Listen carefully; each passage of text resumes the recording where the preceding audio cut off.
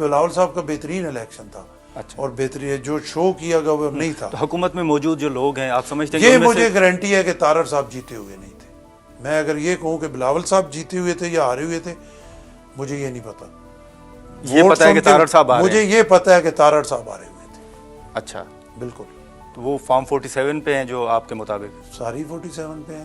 سارے سے مراد پورا پاکستان 47 پہ ہے. میں آپ کو کیا کہہ رہا ہوں, یہاں پہ آپ کے سامنے ہے. اس میں پورے پاکستان میں تو آپ بھی آتے ہیں نا, پھر پیپلز پارٹی بھی ہاں تو ہم بھی میرے حلقے میں بھی جو جیتے ہیں 47 پہ ہے.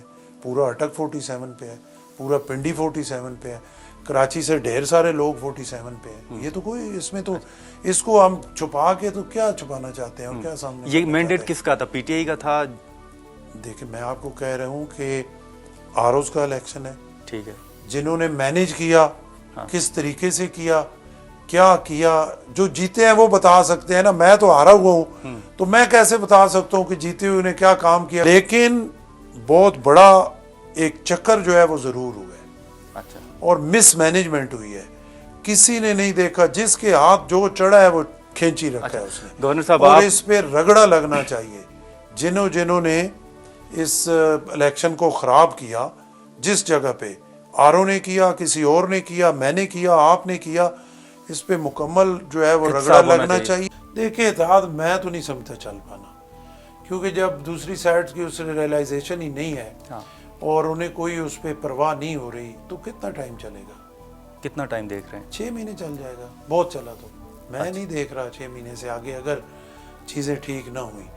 اور پھر بات وہیں پہ ہے. لیکن آپ اتحاد ختم کریں گے, حکومت گر جائے گی تو پھر صرف الیکشن کی طرف جائیں گے. دیکھیں صرف ذمہ داری ہماری تو نہیں ہے نا. ہم تو دیکھیں, میں آپ کو کئی دفعہ 18 مہینے پچھلے ان کے ساتھ ہم نے گزارے پاکستان کے لیے. یہ سال گزارا ملک کے لیے کہ ملک بہتر ہو.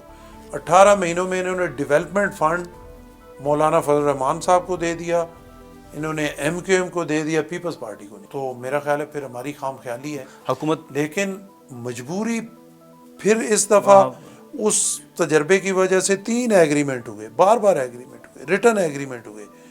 اور پھر آج ہم رونا وہی رو رہے ہیں. سلیم مانڈی والا صاحب رو رہے ہیں, شازیہ مری رو رہی ہیں, میں رو رہا ہوں, باقی ہمارے جو پارٹی کے لوگ ہیں پنجاب سے وہ رو رہے ہیں.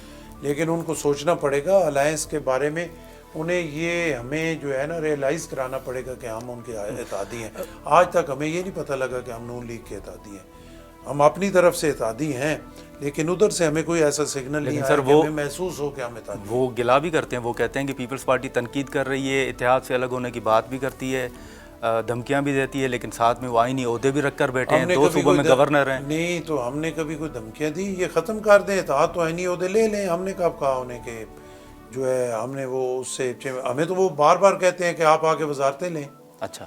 تو ہم اس وجہ سے نہیں لے رہے کہ کل انہیں یہ گلہ نہ ہو کہ جی ہم تو فلانی وزارت کو یوں کرنا چاہتے تھے, ان کا وزیر تھا. لیکن سر زرداری صاحب بیٹھے ہیں, گیلانی صاحب بیٹھے ہوئے ہیں چیئرمین سینٹ, آپ گورنر ہیں, کنڈی صاحب گورنر ہیں. دیکھیں وہ تو ہم ہیں, وہ تو ہم ہیں, سب کے سامنے ہیں نا. ان کی قربانی دینے کے لیے تیار ہیں. جب ہمارا ان سے الائنس نہیں چلے گا تو پھر سارا کچھ ہی جائے گا نا. یہ ہم جو ان سے بات چیت کر رہے ہیں, ہم کو یہ بات چیت کر رہے ہیں کہ یہ الائنس ختم ہو اور آپ سارا کچھ چھوڑ دیں اور ہم رکھیں.